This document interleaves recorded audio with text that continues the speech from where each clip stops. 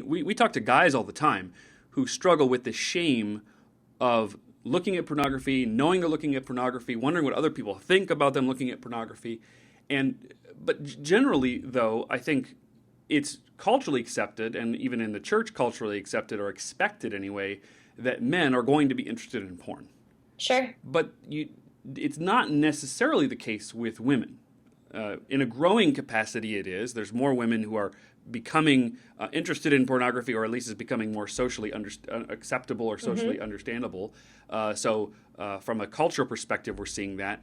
But in the church as well, we're starting to see that growing awareness as well. Do you think that this element of shame plays a more acute role in a woman's life because she's wondering, this is a guy problem and I'm a woman. Why am I, a woman, drawn to this kind of stuff?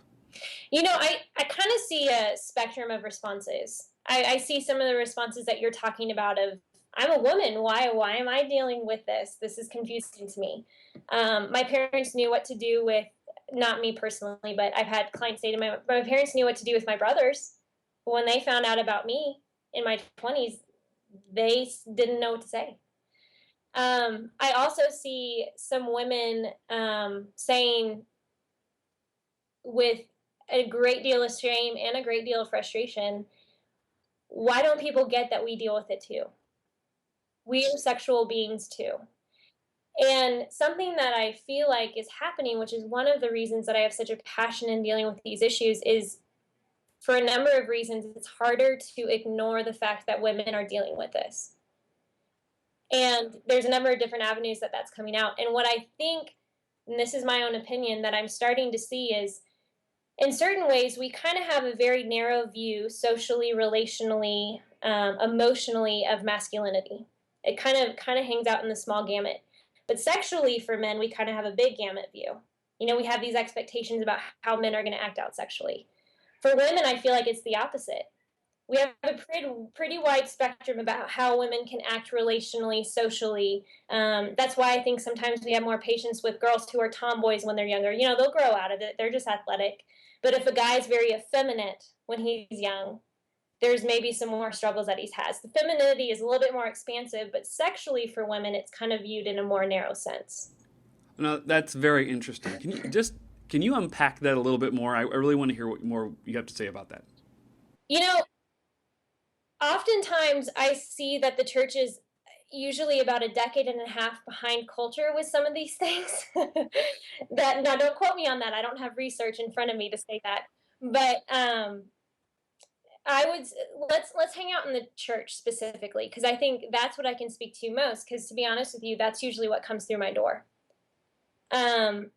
With women dealing with these issues in particular, that within the church, women relationally, socially, emotionally have a very wide expanse so they can express that.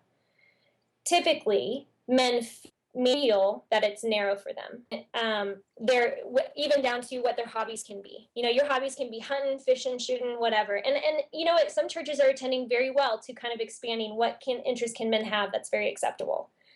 But for women, that can be a little bit more expansive. Even relationally, it's okay for women to hold hands with their friends, to give them hugs or kisses on the cheek or whatever. They can express themselves emotionally in a pretty wide, expansive ways.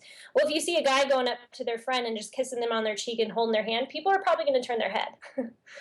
There's going to be questions. Now, for better or for worse, that's not what I'm talking about.